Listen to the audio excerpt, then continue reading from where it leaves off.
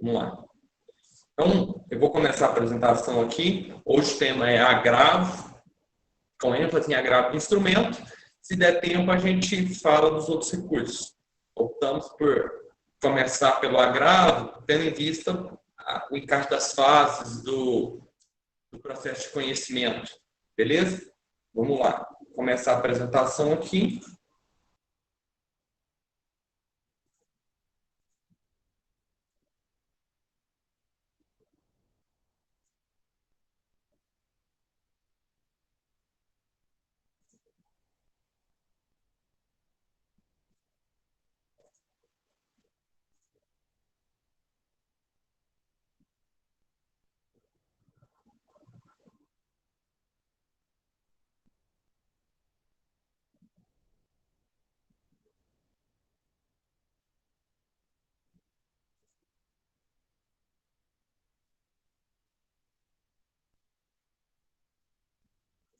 Aí,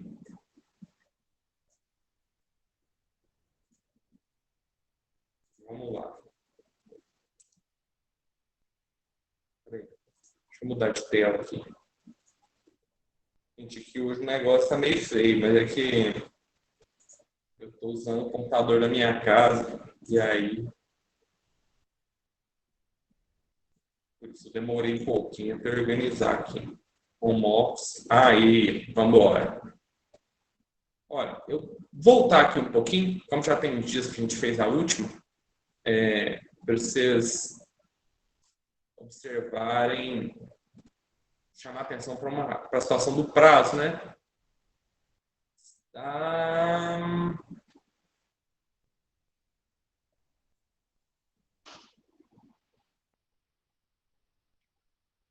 Aí, gente.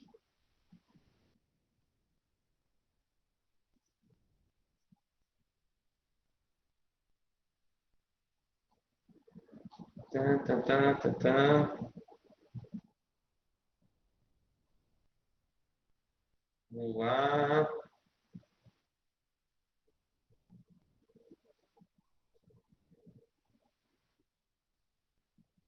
Prazo para os recursos. Enfim.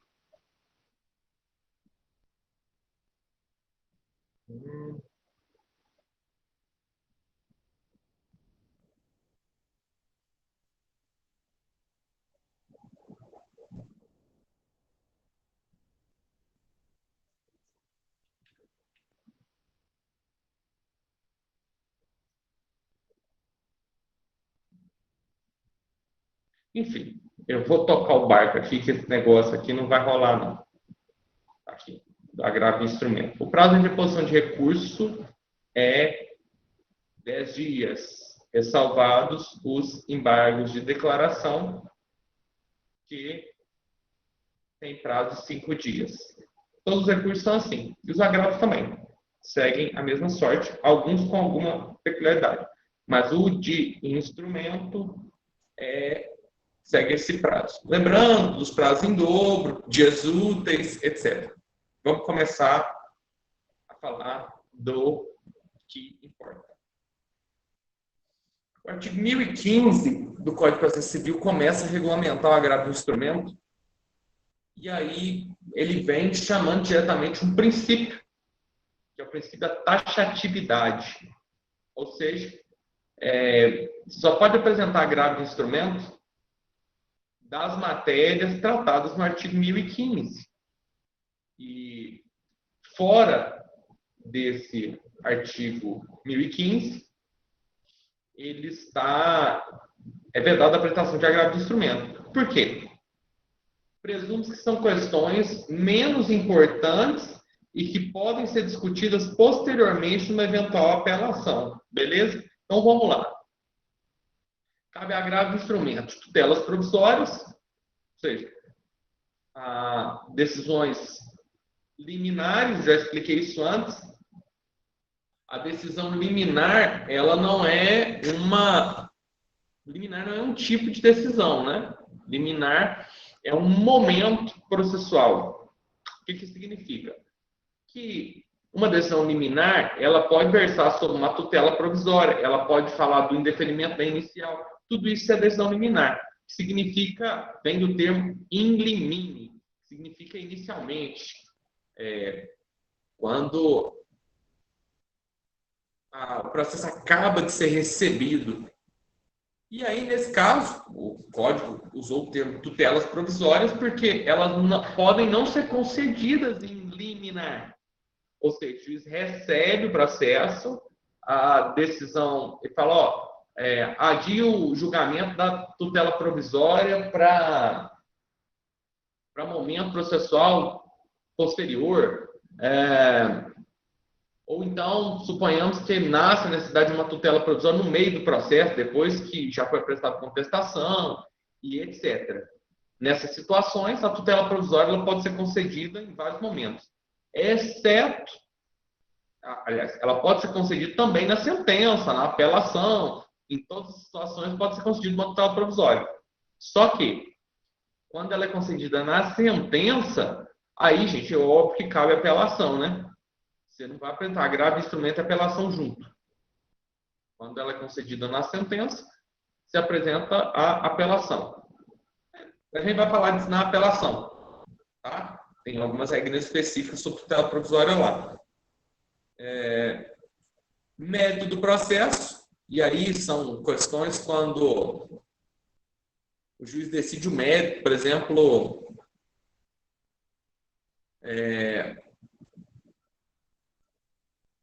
admitiu no Código de Processo Civil o novo julgamento por capítulos, né? Então, o juiz decide o mérito de uma questão e na fase de saneamento do processo. Vamos fazer um exemplo aqui para vocês entenderem. A petição inicial foi apresentada, contestação foi apresentada pelo réu, em seguida o autor impugnou, e aí é o momento processual do saneamento do processo, né? Onde o juiz vai fixar pontos controvertidos, decidir sobre prova, se vai ter produção, se não vai. Aí, no saneamento do processo, quando ele vai fixar os pontos controvertidos, ele já fala, tal questão está prescrita, e essa não precisa de análise. E aí já decide que tal ponto do processo está prescrito. Nesse caso, prescrição é mérito. E aí você poderia apresentar um agravo de instrumento para que o tribunal, eventualmente, segundo grau, reconheça que não houve prescrição daquele ponto e volte para o juiz sentenciar ele no mérito. Entendeu? É uma questão bem pontual. Rejeição da alegação de convenção de arbitragem. Isso aí também, tranquilo, né? A parte alegou que há convenção de arbitragem, o juiz fala, não, essa convenção aí é nula, não há convenção de arbitragem. Você tem que apresentar agravo de instrumento para que o juiz não profira uma sentença, né? Não precisa esperar o juiz sentenciar para ele decidir lá e falar, a convenção de arbitragem é válida, gente. Vamos voltar lá para o juiz arbitral. Entendeu? Da decisão que resolve o incidente de desconsideração da personalidade jurídica, que é aplicável para aqueles casos de abuso de personalidade, quando você pretende fazer o redirecionamento com base no artigo 50 do Código Civil, seja em processo civil comum ou nos processos fiscais. Nas execuções fiscais, a gente tem algumas regras que não aplicam o IDPJ, né? Mas nas execuções a regra é um pouquinho diferente também. Porque o incidente ele é um processo que não segue junto com a execução, né? Mas é isso aí. No incidente, cabe agravo de instrumento. Da rejeição do pedido de gratuidade de justiça ou acolhimento do pedido de sua revogação.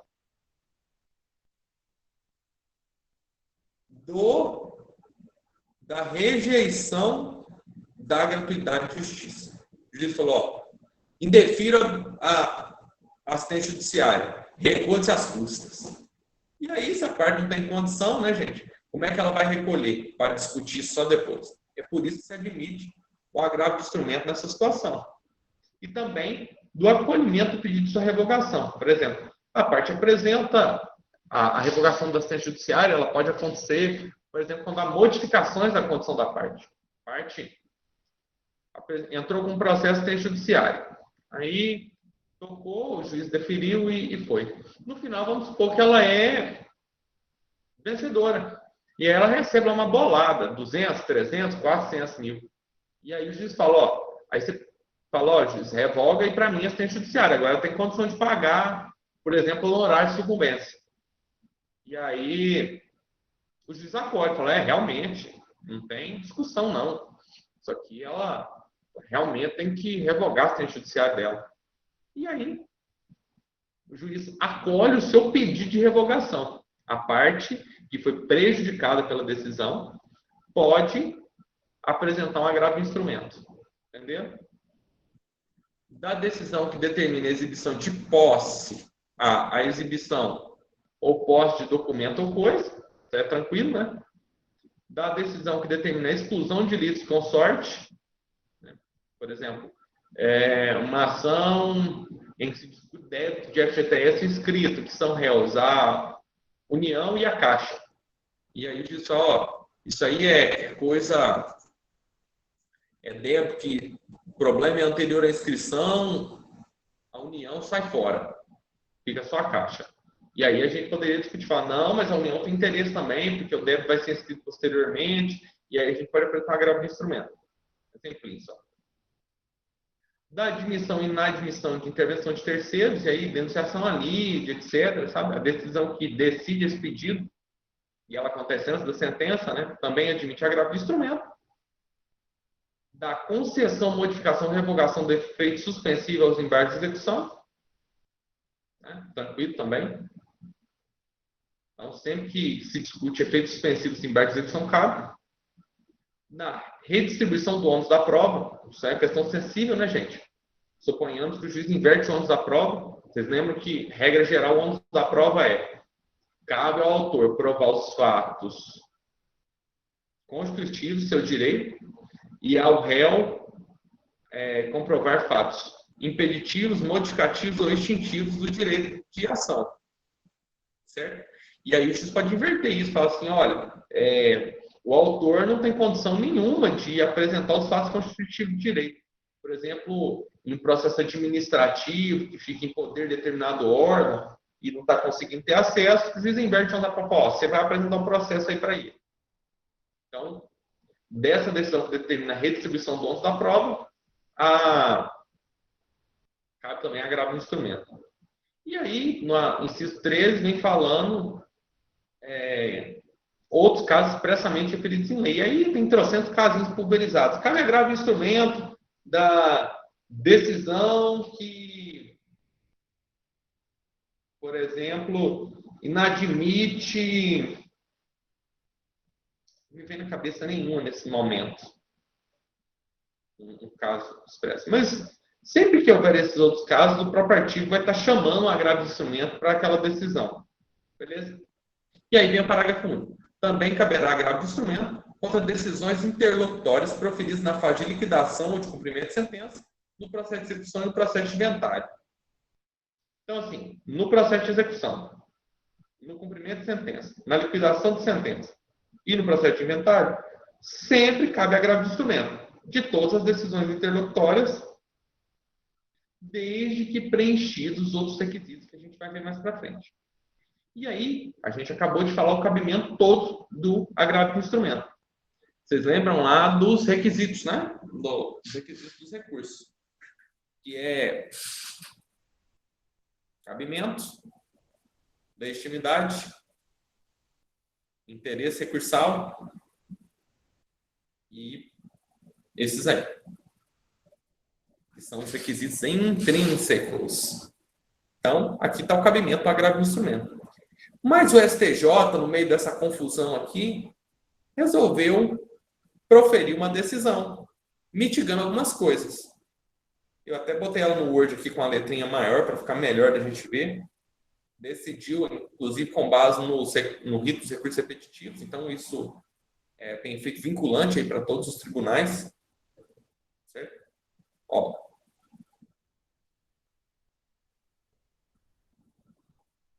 Deixa eu já achar aqui a parte que importa.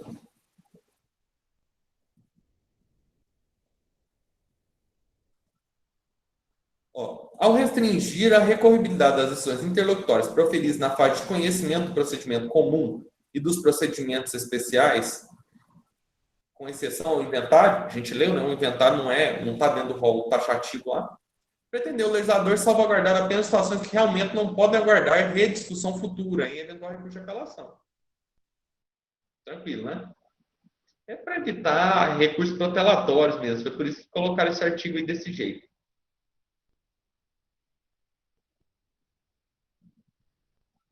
O rol pretensamente exaustivo. Exaustivo significa que é só as hipóteses que estão nele pronto.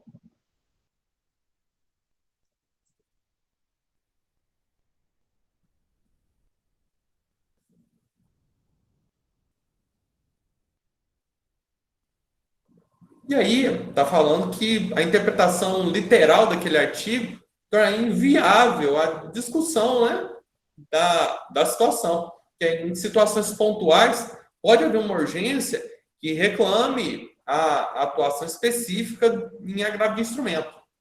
Beleza?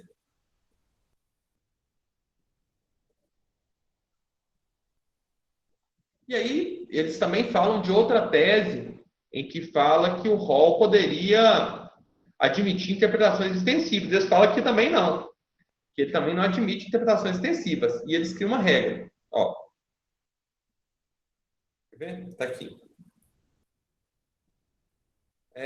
No termos do artigo 1036 seguinte, CPC 2015, fixa-se a seguinte tese. O rol do artigo 1015 do CPC é de taxatividade mitigada. Por isso, admite a interposição de agravo de instrumento quando verificada a urgência decorrente da inutilidade do julgamento da questão no recurso de apelação. Ou seja, você precisa explicar e provar esse requisito. Que se você esperar até a apelação, esse seu recurso, essa discussão se tornaria inútil. Entenderam? É uma questão assim, muito específica. Por exemplo, uma ação ordinária em que você precisa de ouvir uma testemunha. E aí a testemunha morre ou não morre. A testemunha está com aquele pendurado no fiozinho de cabelo, assim que se rebentar, ela cai e vai para o inferno. Então,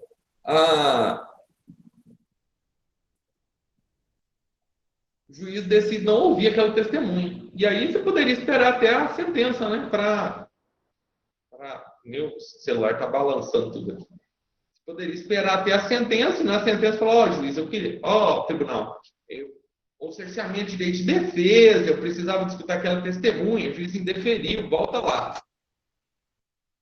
Em situações normais, beleza, é isso que você tem que fazer. Só que, nessa situação específica, reparem que o julgamento diz, na apelação, se a testemunha já tiver morrido, não adianta nada, né? Ou em outra situação, por exemplo, uma lavoura que precisa de fazer uma perícia, e aí o juiz indefere a perícia da lavoura.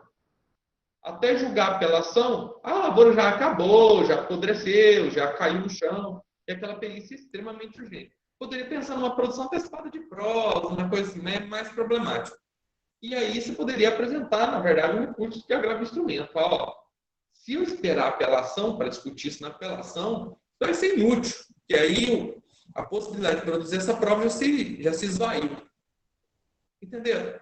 Essa é a taxatividade mitigada que eu estou falando. Em regra, o rol é taxativo.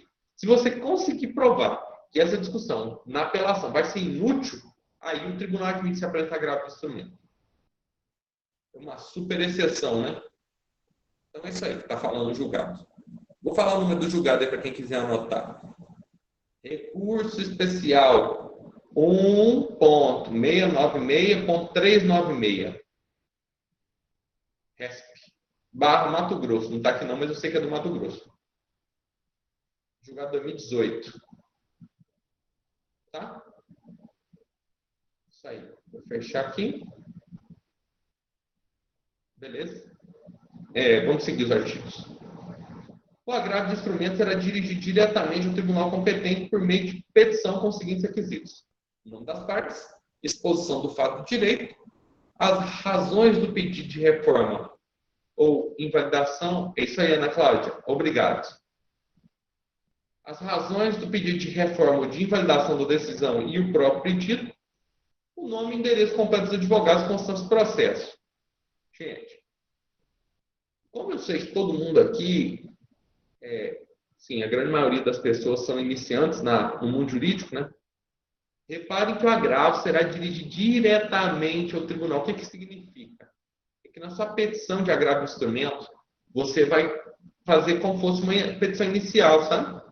Ela não tem número, ela não é distribuída por dependência. Ela é apresentada diretamente no segundo grau. Você coloca lá no cabeçalho, né? Excelentíssimo senhor... Aliás, eu não gosto de colocar assim, eu não coloco mais. Juiz da presidência do Tribunal, suponhamos, né? Regional Federal da Primeira Região. Entendeu? Sempre o agravo de instrumento ele é dirigido ao presidente do tribunal. Certo?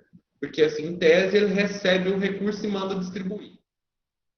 Ok? Então, sempre endereça ao presidente do tribunal. Juiz da presidência do Tribunal de Justiça do Estado de Minas Gerais. Entendeu? E aí, embaixo, vai colocar lá o processo. Você coloca processo de origem. Só para ter aquela referência, né? Para saber em relação a qual processo você está fazendo. E aí você faz uma petição de apresentação. Eu não tenho nenhuma aqui, senão eu mostraria para vocês. Mas você faz uma petição de apresentação. A União, por exemplo, a União, por seu procurador, abaixo subscrito, vem, apresente Vossa Excelência, no termo do artigo 1015, seguinte, do Código de Processo Civil, apresentar presente agravo de instrumento, ou interpor. Recursos, o termo ideal é interpor. Interpor o presente agravo de instrumento em desfavor de fulano de tal, beltrano de tal, tananã, uma vez que conformado com a decisão proferida, as folhas, ou em id, né, tal, do processo de origem. Ponto. Eu não gosto de falar de tempestividade na petição de apresentação, mas vocês podem falar, não tem problema nenhum, não. Eu já falo em seguida assim. E aí você já faz isso na petição, na primeira, cumprindo os requisitos do 1016. Você já fala o nome das partes, já falando em cima, né? E aí não pode colocar já qualificado, você tem que qualificar todo mundo de novo, infelizmente. E aí, na própria petição de apresentação, eu já cumpro o artigo, o inciso 4 também. Você já coloca o nome e o endereço completo dos advogados do processo. Você coloca assim, em desfavor de fulano de tal, lá na primeira parte, né? A União vai interpor agravo de instrumento em desfavor de fulano de tal, representado pelo causídico tal, com endereço na rua tal, OB tal, blá, blá, blá, blá, blá. Entendeu? Você fala, já relaciona. Ah, mas e se a parte não tiver advogado? Uai, aí você fala que ela não tem advogado, né? Você coloca lá, fulano de tal, sem procurador constituído nos autos, entendeu? Não, aí é só você mencionar isso aí. E aqui agora vamos para o 1017, que é o caos. A petição de agravo de instrumento será instruída. Gente, antes de eu ler isso aqui, eu vou falar uma coisa. Eu já coloco cópia do processo integral. Eu vou lá e coloco cópia do processo inteiro, que ninguém já discute, já fica o processo inteiro lá, e é por não cumprir requisito, ninguém briga comigo mais. Tá lá a procuração, tem tudo. Quando a questão é muito específica, envolve uma análise muito complexa de diversos documentos do processo, sim, não é só daquela decisão recorrida, mas o tribunal tem que ficar folheando, o desembargador tem que folhear um monte de coisa para achar. Então, vale você fazer 2 anexos. Um do processo completo, eu já fiz isso algumas vezes. Você coloca assim, arquivos principais. E aí você faz um sumário no Word, né? Coloca os arquivos principais e tudo, monta um PDF com os anexos principais. Por exemplo, extrato da conta folha tal, primeira decisão proferida, no nosso exemplo lá atrás, né? Relatório médico demonstrando o estado de saúde da testemunha.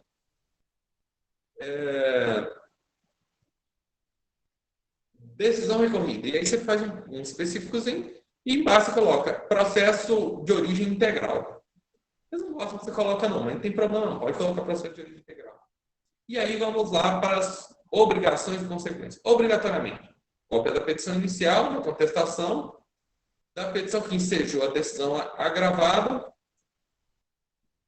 da própria decisão agravada, da certidão da intimação, ou documento oficial que comprova a tempestividade e das procurações otorgadas ao advogado do agravante e do agravado.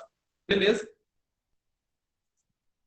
Aqui, com a declaração de inexistência de qualquer dos documentos referidos no inciso 1, feito pelo advogado do agravante, sob pena de sua responsabilidade pessoal. Então, você declara aqui, coloca lá na gráfica, o advogado subscritor declara que não existe procuração do fulano de tal. Mas eu não faço isso, não. Eu só coloco lá que, por exemplo, no caso de ausência de procuração, eu falo, tem procuração nos autos. Se isso está no corpo da petição, significa que você está declarando. Não precisa ficar tão assim, preocupado com esse detalhe.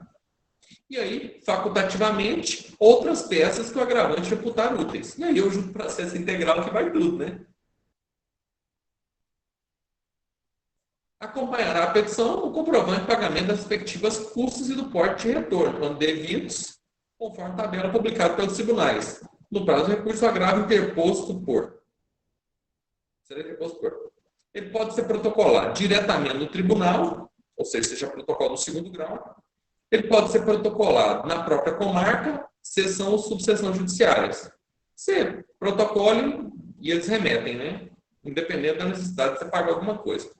Por postagem, sob registro com aviso de recebimento. E aí é aquele protocolo postal, né? Você vai correr e falar, quero fazer um protocolo postal. Transmissão de dados tipo facsímile, nos termos da lei, ou outra forma prevista em lei. Ninguém usa fax mais, né, gente? Pelo amor de Deus. Mas admite. E aí vem falando, ó, na falta de cópia de qualquer peça que comprometa a admissibilidade, o relator deve aplicar o disposto no artigo 932, parágrafo único, que é abriguista para a parte corrigir os defeitos. A abriguista intima e fala, ó, tá faltando essa peça aqui, apresenta ela agora. Não dá deserção nem nada. Se o recurso for interposto pelos sistemas de dados de fax ou similar, as peças devem ser juntadas no momento de protocolo da petição original. Você apresenta por fax, mas depois você precisa de protocolo original, né? E aí você precisa juntar a cópia do fax. Sendo eletrônico os autos do processo, dispensam-se as peças referidas no inciso 1 e 2 do caso, facultando-se ao agravado anexar outros documentos úteis para a compreensão da controvérsia. Ou seja, se é PJE, se é processo eletrônico, você não precisa de colocar nada. Só que, me ouçam com cuidado. Desembargador e seus respectivos assessores, me perdoem os que estão ouvindo, não tem tempo e nem coragem para ficar abrindo o processo de origem procurando documento, né, gente? Vocês têm que colaborar com o caso. Você quer uma decisão, você já quer que ele reforme a decisão do primeiro grau. E você não colabora, não coloca as peças organizadas, ele não vai te ajudar também, né? Então, sempre tem capricho nos agravos. É isso. A palavra é essa. Caprichem nos agravos de instrumentos, especialmente quanto à instrução deles. O agravante poderá requerer a juntada aos autos do processo de cópia da petição do agravo do instrumento, com prova de sua interposição e da relação dos documentos que instruíram o processo. Gente, o agravo de instrumento ele é um recurso dotado de efeito devolutivo e ele admite ao juiz exercer o direito de retratação em relação à decisão. Então, sempre que se apresenta um agravo de instrumento, é interessante que se apresente uma petição no juiz de origem falando, olha, excelência, apresentei um agravo lá no segundo grau, aqui a cópia dele. Vê aí, se não é caso de retratação, e reanalisa a situação. Por quê? Nesse caso específico, o agravo também funciona como pedido de consideração. E se o juiz reconsiderar a decisão e mudar ela para os termos do agravo, o tribunal vai julgar se o agravo prejudicado vai extinguir ele. Entendeu?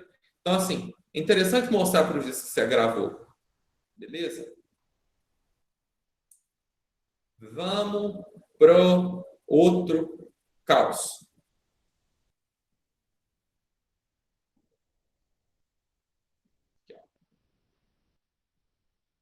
Aqui já fala o que eu falei, né? Se o juiz comunicar que reforma a decisão, o recurso será prejudicado. Não sendo eletrônicos os autos, o agravante tomará providência prevista no CAPT no prazo de 3 dias a contar da interposição do agravo do instrumento. E em seguida fala, se ele não cumprir, desde que arguido provado pelo agravado, o recurso de agravo do instrumento será replotado inadmissível. Gente do céu, o povo faz isso. Vocês não têm noção do tanto que isso acontece. Se o processo for físico, você tem que agravar, pegar uma cópia do agravo e protocolar na origem, obrigatoriamente, em 3 dias. Se não fizer isso, é deserção do recurso. O recurso é inadmitido. Ou seja, nem apreciado. Ou seja, você enroscou, né? É isso aí. Se você não apresentar, você se estrepou. Um termo aqui de Minas Gerais, né? Se estrepou. Significa que... E é sempre importante, quando a gente vai contra-razoar, prestar atenção nisso. Vai lá no processo de origem e olha se ele apresentou cópia. Porque, via de regra, acontece muito de não apresentar. A gente ganha sem ter que brigar muito. Beleza? E aí aqui já fala, recebido o agravo de instrumento, distribuído imediatamente, se não for o caso de aplicação do artigo 932, 3 e 4, o relator no prazo de 5 dias. Pode atribuir efeito suspensivo, definir antecipação de tutela à pretensão recursal. Isso aqui é tutela antecipada recursal, né? Liminar no recurso, efeito ativo. O agravante, suponhamos que o agravante está sendo atingido por um efeito da decisão. Então, ele vai pedir efeito suspensivo. Dá efeito suspensivo para o agravo de instrumento, que aí a decisão de origem para e espera o julgamento do agravo. Porque, via de regra, o agravo de instrumento não tem efeito suspensivo, só que se isso for deferido. Via de regra, você agrava e o processo de origem continua lenha, continua correndo. Beleza? Ou, por exemplo, o juiz indeferiu sua pretensão na origem. Você precisa daquela prestação jurisdicional que o juiz não concedeu.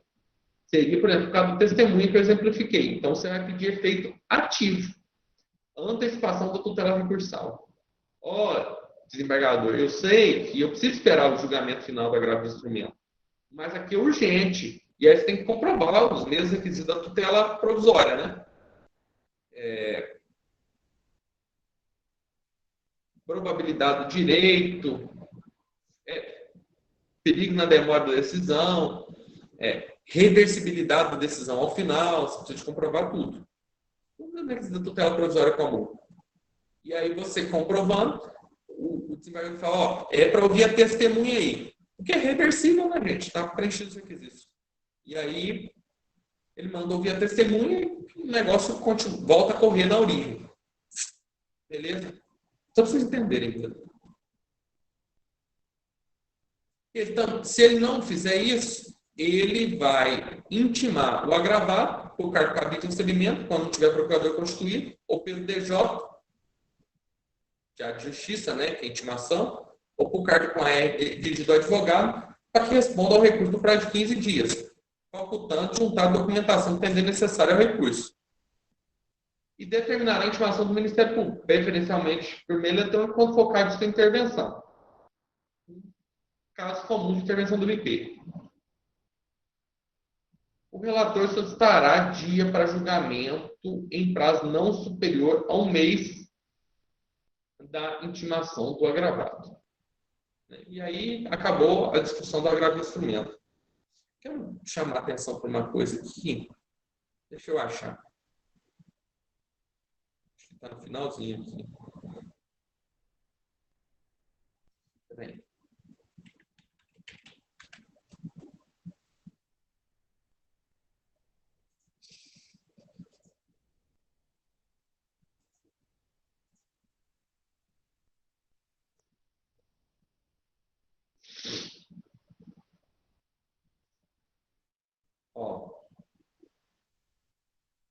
O relator ainda pode julgar monocraticamente o recurso. A gente falou disso lá na primeira parte, né? Ó.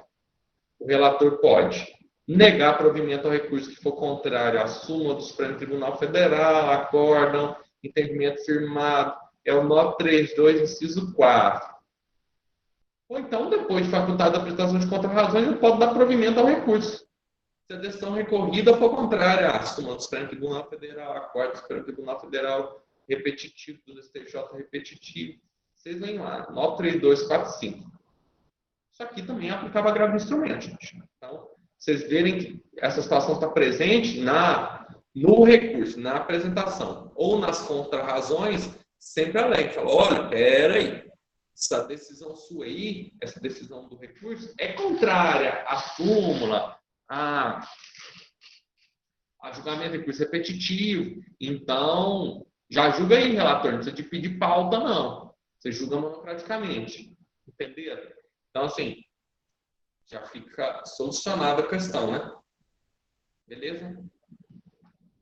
E aí, acabamos o agravo de instrumento.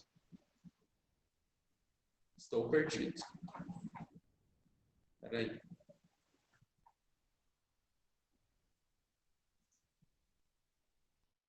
Vamos falar aqui um pouquinho desse agravo interno. É uma coisa basiquinha mesmo, né? Esse agravo interno, às vezes, é chamado de agravo regimental.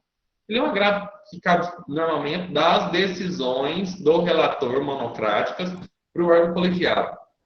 Por exemplo, nas decisões monocráticas, por exemplo, nas decisões em que se discute a apresentação, nas decisões em que se discute a concessão de tutela provisória recursal, de efeito suspensivo, se apresenta um agravo interno. Fala, opa, olha aqui. Das decisões proferidas pelo relator, cabe agravo interno da respectiva órgão colegiado, observados contra o processamento as regras do regimento interno do tribunal. Ou seja, por isso que ele chama agravo regimental, porque as regras dele estão no regimento do tribunal. Às vezes a gente precisa pesquisar regimento de tribunal, sabe? De olhar as disposições dos regimentos tribunais. Por mais que isso seja chato, que isso mude de um tribunal para o outro, mas precisa. Aí aqui está explicando o que você tem que fazer na petição de agravo interno, o recorrente pugnará especificadamente o fundamento da decisão agravada. O agravo será dirigido ao relator, que intimará o agravado para manifestar sobre o recurso no prazo de 15 dias, ao final do qual, não havendo retratação, o relator levá-lo a julgamento pelo órgão colegiado com inclusão em pauta. É vedado ao relator limitar-se à reprodução dos fundamentos da decisão agravada para julgar improcedente o agravo interno. Quando o agravo interno for declarado manifestamente inadmissível ou improcedente de votação unânime, o órgão colegiado poderá condenar o agravante a multa entre 1% e 5%. Beleza? A deposição de qualquer outro recurso está condicionado ao depósito prévio da multa que está no parágrafo 5º. Né? Essas multas que tratam de recursos protelatórios, elas sempre são condição de admissibilidade, pagamento delas, né? Condição de admissibilidade para outros recursos. Certo? Com exceção da fazenda pública e do beneficiário da justiça gratuita, que fará isso ao final. Beleza? Gente, eu acho que é isso. O agravo de instrumento é um recurso muito... Vou parar de apresentar aqui.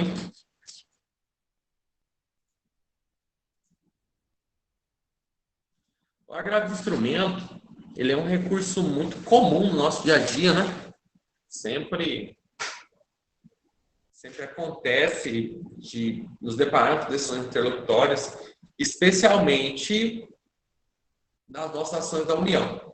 Porque hoje, quem está na defesa ou recebe liminar todo dia, tutela provisória para cumprir e precisa de apresentar agravo de instrumento, ou está na execução e precisa ficar apresentando agravo de instrumento das decisões dos juízes. E aí, na execução fiscal, já falei, né? Cabe agravo de instrumento em todas as decisões interlocutórias. Beleza? E é isso. É isso aí. Acho que a gente conseguiu dar uma penteada, né, nas coisas principais, pelo menos um esboço. Aberto aí para perguntas no chat. Alguém?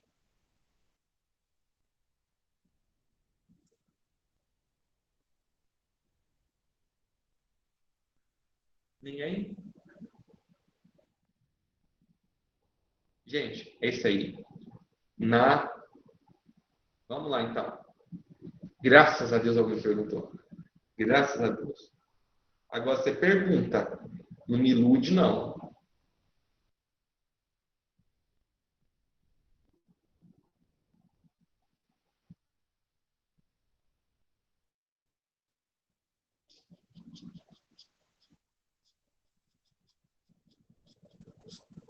Beleza. Beleza. Vamos lá. Vamos falar. É porque são 3 teorias. E realmente é um pouquinho confuso. Uma corrente da doutrina fala o seguinte.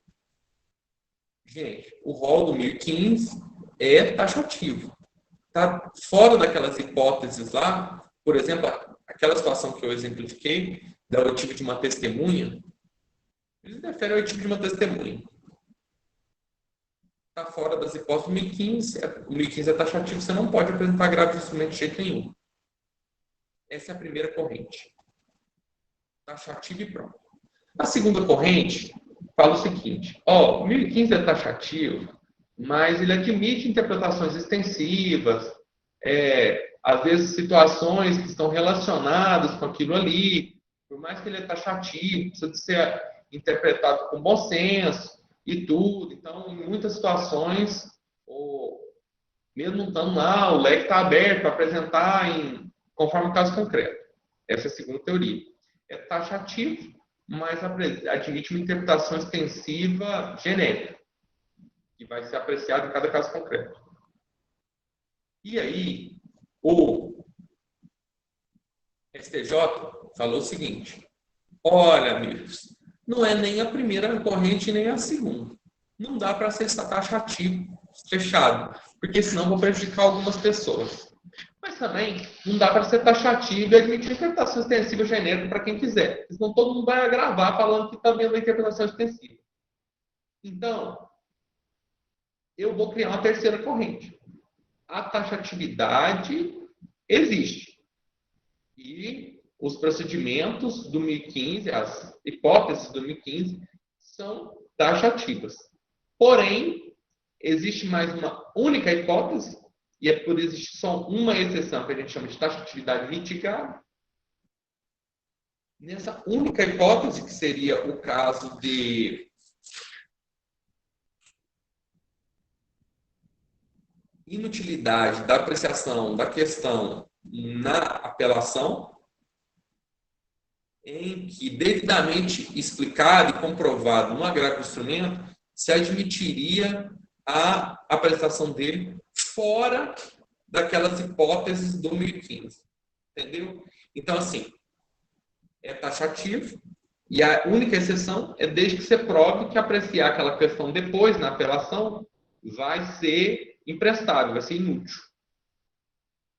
Porque, via de regra, e aí vamos entender a lógica, né? Por que agravo de instrumento, por que o agravo de instrumento ele é taxativo? Tentar fechar ele. Porque questões que não são preclusivas, elas podem ser discutidas depois. Mas aquela questão foi indeferida lá atrás, eu perdi, e agora eu preciso discutir isso de novo. Tudo bem, amigão. Então, se apresenta apelação, e na apelação se coloca preliminarmente, da decisão de folhas tais. Na decisão de folhas tais foi indeferido o direito do autor, do recorrente, de ouvir testemunha fulana de tal. Porém, sem o seu depoimento, a causa foi improcedente. Então, eu preciso de ouvir ela agora, ou cerceamento de defesa. Reforma aí para mim e volta o processo, caça a sentença e volta o processo para a gente ouvir. Beleza? Então, é isso. É isso. Agora, na mesma situação, se a testemunha estiver morrendo, aí essa decisão lá na apelação, lá muito depois daquela indeferimento do artigo, não não vai rolar, né? Porque aí a testemunha já morreu, como é que você vai ouvir o morto? E aí, você pode apertar grave de instrumento. Fala, ó, desembargador, eu estou agravando aqui porque, mesmo estando dentro das hipóteses 2015, se eu esperar a apelação para discutir essa questão, esse deferimento de oitivo de testemunha, vai morrer, amigo. Olha aqui o atestado médico dela aqui, ó. O médico está falando que ela vive no máximo mais um mês. E aí eu preciso de ouvir ela agora, entendeu? Você precisa de comprovar essa urgência específica mesmo. É uma taxatividade que só é mitigada por uma hipótese. Entendeu agora?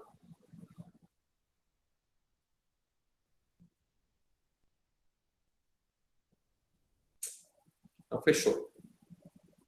Fechou. Gente, é isso aí.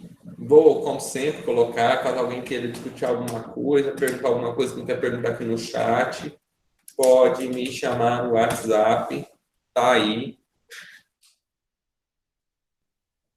Se quiserem chamar para discutir alguma questão, alguma coisa está aí. Semana que vem vamos falar sobre embargo de declaração e apelação. Vou interromper a gravação.